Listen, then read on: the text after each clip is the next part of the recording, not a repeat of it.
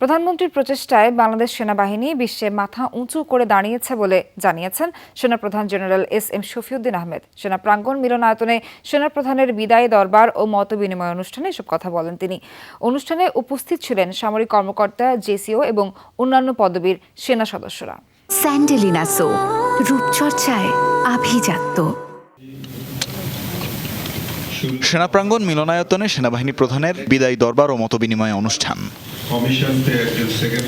অনুষ্ঠানে উপস্থিত ছিলেন ঢাকা সেনানিবাসে কর্মরত সামরিক কর্মকর্তা, জুনিয়র কমিশন অফিসার ও অন্যান্য পদবীর সেনা সদস্যরা। পরে সেনাপ্রধান জেনারেল এস.এম. শফিউদ্দিন আহমেদ বিদায়ী দরবারে কথা বলেন। যে কোনো একজন ব্যক্তির জন্য অত্যন্ত বড় প্রাপ্তি। এ সময় তিনি প্রধানমন্ত্রীর প্রতি বিশেষ কৃতজ্ঞতা প্রকাশ করেন। বলেন, প্রধানমন্ত্রীর ঐকান্তিক প্রচেষ্টায় বাংলাদেশ সেনাবাহিনী একটি আধুনিক ও চৌকস বাহিনী হিসেবে বিশ্বের দরবারে মাথা উঁচু করে দাঁড়িয়েছে।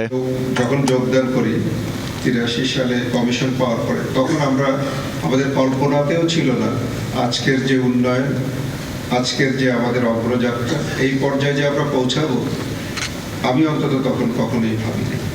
এ সময় সেনাপ্রধান তার কর্মজীবনের স্মৃতিচারণ করেন। 2019 সালে আমি লজিস্টিক এরিয়াতে যখন ছিলাম, তখন একটা ইনস্ট্রাকশন পাই আমরা স্বাধীনতার সুবর্ণ জয়ন্তী পালনের জন্য কিভাবে অনুষ্ঠান করা যায়, সেটার একটা রূপরেখা, আমাদের যে সাজেশন আছে সেটা আমাদের চাওয়া। তখন মনে হচ্ছিল স্বাধীনতার সুবর্ণ জয়ন্তীর এই প্রোগ্রামের জন্য প্ল্যান দিয়ে যাচ্ছি, এগুলো নিয়ে কিছু দেখে যেতে পারবো ইউনিফর্মে। আল্লাহ ইজ ভেরি কাইন্ড, দেখে যেতে পেরেছি। অনুষ্ঠানে সেনাপ্রধান দায়িত্ব পালনকালে সর্বাত্মক সহযোগিতার জন্য সংশ্লিষ্ট সবার প্রতি ধন্যবাদ ও কৃতজ্ঞতা জানান। 1981 সালের ডিসেম্বর মাসে তানভীর মৌসুম, যমুনা নিউজ, ঢাকা।